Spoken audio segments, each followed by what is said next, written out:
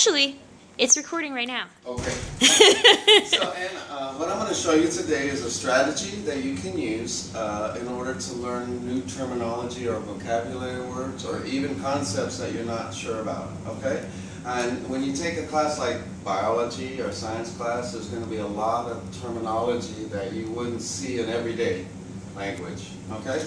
So, a lot of people make flashcards, but I'm going to show you a different way of making flashcards. You could actually go out and buy flashcards already made, okay? But that doesn't help you as much because then all you're doing is memorizing, okay? Even when you make your own flashcards, if you just put the definition, right, the term and the definition, then all you're doing is memorizing, okay? But this way of making flashcards, this strategy, hopefully, right, hopefully will make it so you have a better comprehension and you remember it long term as well. And if you ever need to go back and look at the flashcards, it should come back to you instantly what the information is, okay? All right then, so these are the flashcards I like to use because you'll see in a minute I need a lot of space for my flashcards. So these are a little bit larger. That looks like what, 4x6 flashcard, right? Index card they call it. All right, so the first thing we need to do then is I'll demonstrate the strategy and then we'll do one together. Sound good? All right, so far any questions for me? No questions so far, okay. So the first thing is obviously you're going to write the word. And if it's an acronym, you know, where it's abbreviated, or it's an acronym or something like that, then make sure you write it all the way out, the whole definition or the whole term, okay? All right then, so that's the first step. And then after that, you're going to do these three things, okay? You're going to give the textbook definition.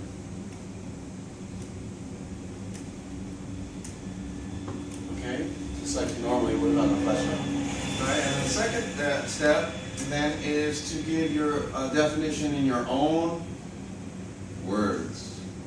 So everyday language, common language that helps you solidify the meaning in your head, right? So if you can say it in your own words, then you must understand it, okay? And then finally, you're going to draw a picture. So why do you think I might have students draw a picture? Why would that be? To memorize the word. It does help with memorizing, you're right, okay? Because so much of the information we take in is visual. We rely on so much of visual input, okay? So, the way you learn things is by taking in information, sensory information.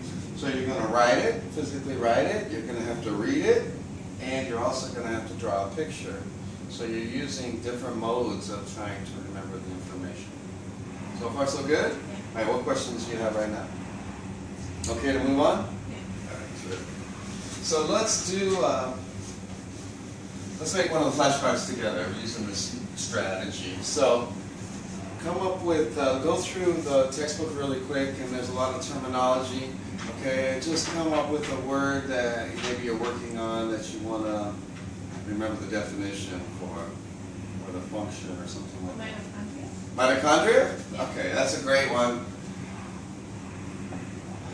Every test or quiz about the cell is going to include the mitochondria, you know, one of the organelles, okay? So, the mitochondria, the way I remembered it, right, was the mighty mitochondria, okay? And you're going to probably understand why I call it that in just a minute, but the mighty mitochondria. Okay, so now we have our word or our term, okay?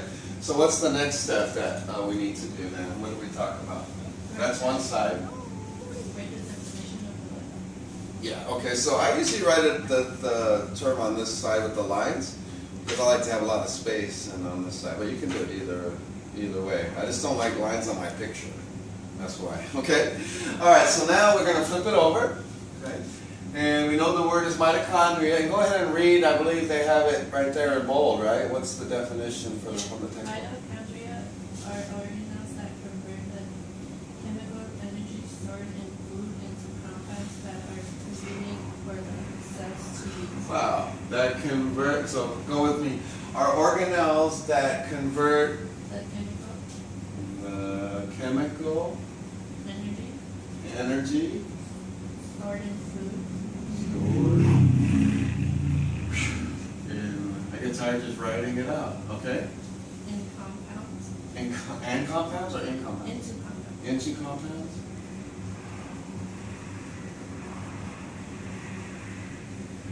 That are more More convenient or something like that? for the cells Trying to write fast so we don't spend a lot of time recording what we don't need. That are more convenient for the cell to use, right? to, So, to use, great. So now you've got the definition. All right, so without looking at the book or out looking at the board, tell me the definition of mitochondria. what if, I don't know. What if you don't know? Okay, well you probably wouldn't know because the point I'm trying to make is that's a pretty long definition and it has terms in the definition that may be difficult to understand. So if you're not sure what a compound is, right, or you don't know what they mean by convenient, then even the definition can be confusing. Okay? So this is the point where you and I would discuss it, or you Google it, or you do some supplemental, or you look in the book and find more information. Okay? And then the next step was to put it in your own words. Okay? So because I'm using this example and you haven't had really time to think about it, step number 2, what I would say for my definition, if I was doing it, I would say it's the powerhouse. This is how I learned it. Powerhouse of the cell. Boom. So energy for the cell. So a cell is alive, it needs energy, and the mitochondria provides the energy through that process that we talked about, converting it into usable energy for the cell, right? Okay. So my definition is a lot shorter, right, and more common. And I use this word powerhouse. You find it's like energy, power, or mighty mitochondria. All those things are giving me clues. Okay. So then, what was the last step? So we did 1, 2, and then step number 3. What was the last part? Draw the picture, which I think is totally what makes it so you will never forget. The picture, the process of drawing the picture really helps you remember it. Okay. All right. So I would draw mitochondria, and usually in the book, they kind of draw it like this with some lines on it, something like that, right? So and then I'd label it. So you want to be as detailed as possible. Give me a bunch of information, right? So I put the mitochondria. I might label the parts of it. Okay. I would definitely show like glucose entering into the cell and the molecule ATP coming out the cell. So descriptors, things that identify as much as you can. Make your picture as detailed as possible, okay? And through that process is it's going to help you recall the information and actually even tell you how much you know and what you don't know. Because if you can't draw the picture, then chances are you're not really familiar with it yet. You got it? Okay. So the last step that we're going to do together is for us to come up with a different word, and then you make your own card using this strategy. You do it on your own. Okay? So how comfortable do you feel finding a vocabulary word now and then doing these steps? You be able to do that for me? Yeah. All right, terrific. Thanks, Anna.